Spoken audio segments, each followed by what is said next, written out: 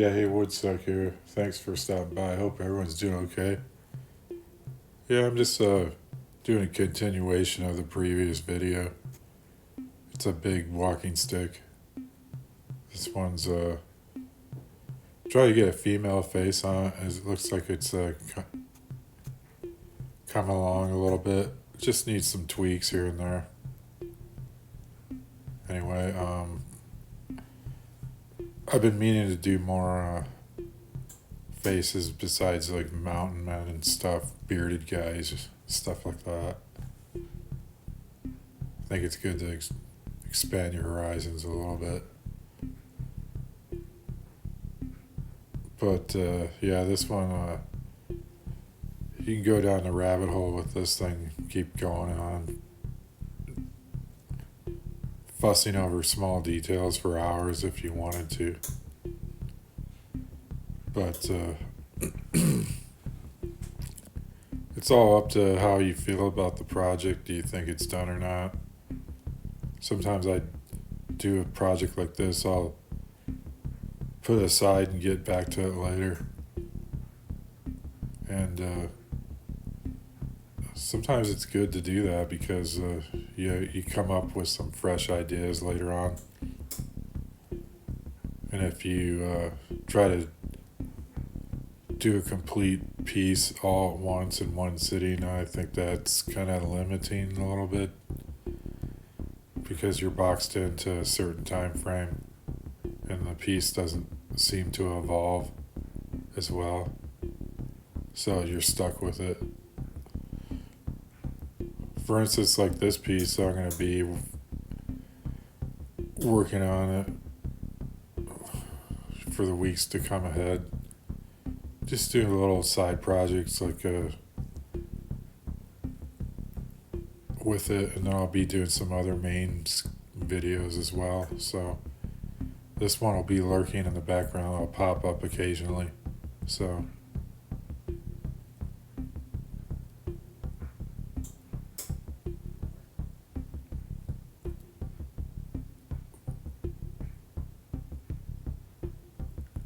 and you find out that things turn out a little differently. They change and you have different ideas. So sometimes you could turn this one into a different sex or something if you wanted to. It all depends.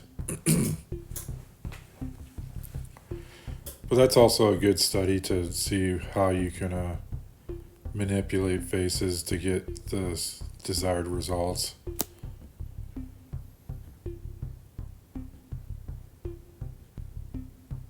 And here I'm using sandpaper, which someone asked me recently here a few days ago on the comments section if I ever use paper, and I said yes, I do.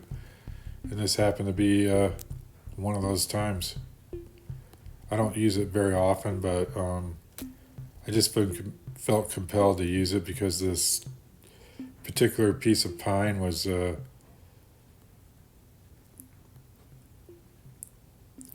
needed to be smoothed out in a different way besides the steel wool. Steel wool is very contoury, so it can smooth out even divots and dimples pretty good. So it doesn't really knock down the high points as well because it takes things off uniformly since it's not rigid. And the fact that it's malleable makes it ideal for the eye area, the mouth area, anything that has like a sharp details. It works really well on for smoothing things out, give it more natural look. I mean, as far as smoothness goes, or it doesn't look manufactured or something like that.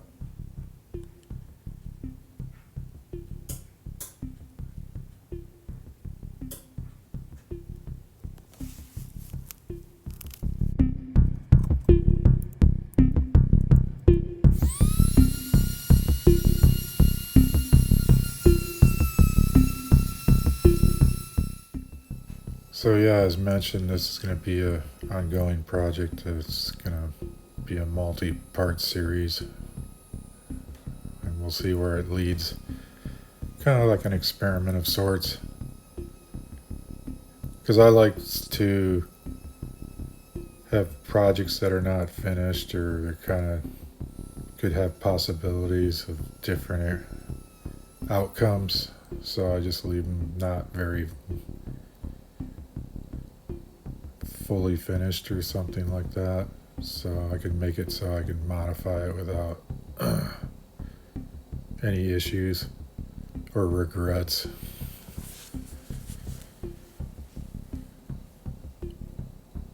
But you don't want to obsess too much over the details. Yeah, I use this wire wool again. It had some rust in it. That's why you see the brownish stain on the face. It kind of came out like a happy accident. So I just wanted to mention that really quick. So yeah, so going back to the previous notion of obsessing over details, it can be kind of tedious, or maybe like being obsessive behavior. Not in a bad way, but just super detail orientated. But yeah, this one, I don't know, I'm just going through a different change of balance in life, and that's why this face looks like it's different on both sides, maybe. Kind of indecisive, I don't know. Should try to like balance it out a bit. See how it works out. Kind of analyze one side and choose one or the other, and then modify it to be more uniform. That's a good angle there, I think, though. Looks like an elder. Yeah, because it's more smooth on the left.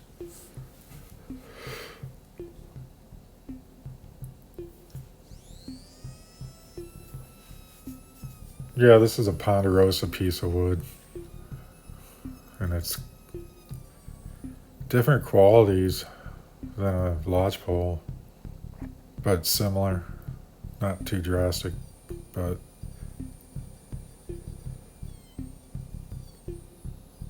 it's kind of knotty, which I kind of like knots. So knots kind of add to character to the piece too.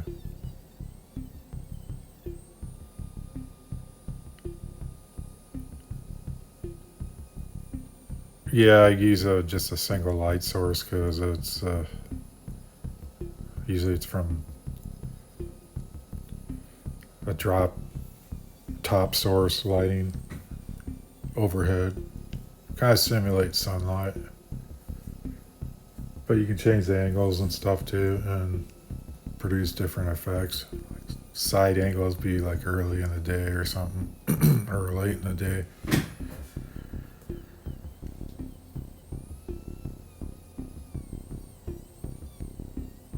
But yeah, that plays a big part in how the piece looks too.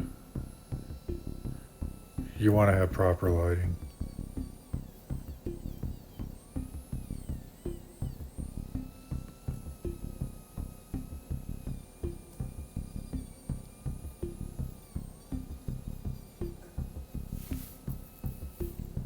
This one's going to be pretty cool when it comes to an end, I think, though. I'm going to turn it into an older lady, someone that's like beyond her years, for some reason. Keep it in the word spirit realm. Yeah, make it so she's like kind of shrunken features in the jaw. Maybe recessed eyes more. We'll see. And that's another thing when you have ideas, just look for images similar to those ideas, and you can find a lot of web imagery for reference material. Just like Google the words like face with emotion, and you'll see a bunch pop up. Or crying face. Just add specifics and you'll bring up a bunch of different imagery.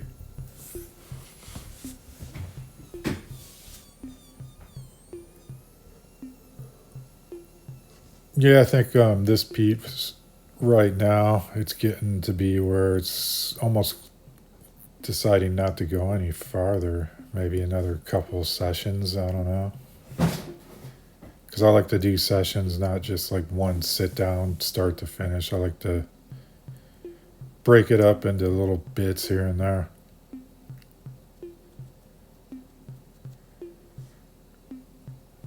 It gives you some kind of flexibility as well.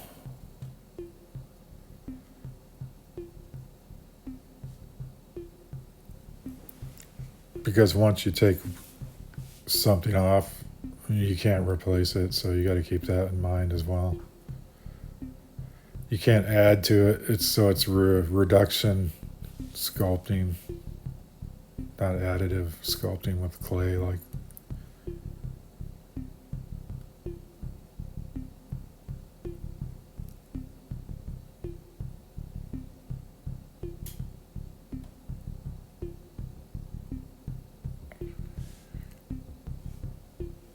And honestly, like, have your friends look at the piece, and sometimes they can give you some nice ideas too. Like, I've had that happen. Just out of the blue, they'll be say something, and you go, "Wow, I never thought of that. That's a great idea." So it's always good to have another set of eyes looking at and checking out.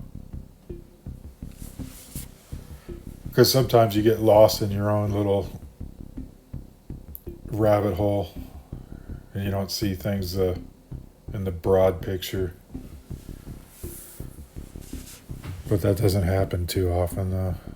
I mean, sometimes when you have these little sessions or breaks, you can stop and analyze it and go, wow, okay, there, you see something wrong, you can change it.